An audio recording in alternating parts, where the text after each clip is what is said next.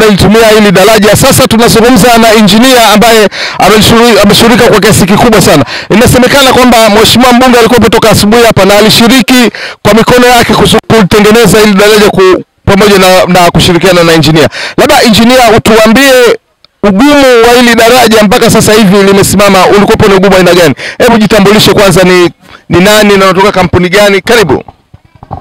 Asante, mimi naitwa Engineer Hassan Mzirai, tuko Nyanza Construction. Kwa kweli teknolojia ambayo imetumika kwa hapa ni teknolojia ya kuepuka ujenzi wenye gharama kubwa kwa ajili ya kuokoa kidogo matumizi. Hizi container kama unavyoona hapo ni kwamba tunakuwa tunazikata chini ili kuwezesha maji kupita kwa urahisi, na kutokana na kwamba juu ni imara sana, kwa hiyo hapa juu tukishatengeneza hivi mtu unaweza kupita na gari zinaweza kupita pia. Lakini changamoto kubwa iliyokuwa maeneo haya ya maji ya Saku ni kwamba jinsi ya kuzifikisha hizi container ilikuwa vigumu sana, kwa sababu kutoka pale Kilungule kufika hapa hakuna gari, hakuna lori lolote ambalo lingeweza kuleta hizi container. Kwa hiyo tulitumia njia ya excavator ile pale.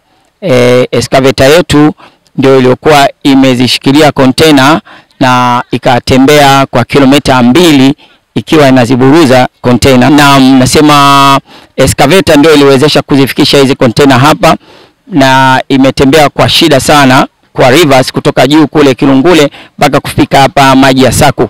Kwa hiyo tumeweza kufanikiwa kuzifikisha container na hakuna chombo kingine ambacho kingeweza kuzifikisha hapa.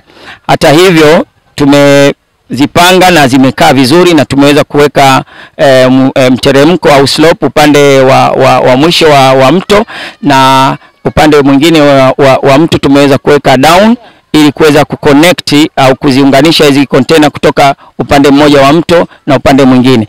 Na hapa katikati tumejitahidi, tumetanua mto, umekuwa mpana zaidi na tumeongeza kina kidogo, kwa sababu mafuriko mara nyingi yanasababishwa na mto ukiwa mfinyu au ukiwa hauna kina kirefu au ukiwa mwembamba. Kwa hiyo tumeongeza upana na nafikiri hapa sasa maji hayatafurika tena, na hizi container zitakuwa na uwezo wa kukaa kwa muda mrefu kwa sababu ni imara sana. Na upande ule wa kule tutaboresha, tutaweka mawe au zile nyavu ambazo tunaweka mawe ndani kwa ajili ya kufanya maji yasipige tena kule na maji yaweze kupita hapa katikati tu. Na hizi container pia tutaboresha, tutaweka zege kwa juu na chini tutaweka tena milingoti au nguzo za chuma kwa ajili ya kuwezesha hata gari ndogo kuweza kupita. Kwa hiyo ni njia rahisi na imara ya utengenezaji wa daraja katika maeneo korofi ambapo mitambo haiwezi kufika kufanya ujenzi. Ndio.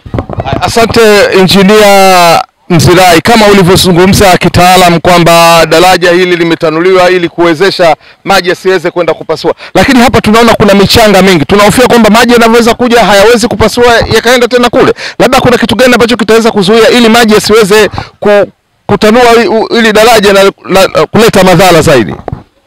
Kama nilivyosema, huo mchanga unaoona hapo sio kwamba ndio mwisho. Ina maana hapo sasa patajazwa mawe ambayo yatakuwa ndani ya nyavu za chuma, na pia vitajazwa viroba. Kwa hiyo viroba vya mchanga vitakaa hapo na kutakuwa na mawe mengi yatakaa hapo. Ni hatua ambayo ndio itafuata, lakini kwa sasa daraja linaweza kuendelea kutumika, lakini uboreshaji wa kuweka mawe pamoja na viroba vya mchanga utafanyika, ambapo sasa maji hayataweza kubomoa tena upande ule kule. Asante. Haya, huyo Engineer Mzirai kama mlivyokuwa mmemsikiliza. Nina imani kabisa wananchi wa Saku wale ambao wanatumia hili daraja, sidhani kama watakuwa na deni kwa mheshimiwa mbunge kutokana na haya aliyoyafanya. Kwa leo tunaishia hapa, tukutane siku na muda mwingine kama hivi. Kadri ni mambo yatakavyozidi kwenda, na imani kabisa maendeleo yatapatikana. Ni mimi mtangazaji wako Fadhili Saidi, nyuma ya kamera tunaye Abdalla Bede pale. Usisahau kutusubscribe kupitia online TV yetu, utaandika pale Bakola TV kwenye Instagram pamoja na YouTube, lakini vile vile tunapatikana Facebook, utaandika Bakola Habari. Asante, tukutane tena siku nyingine.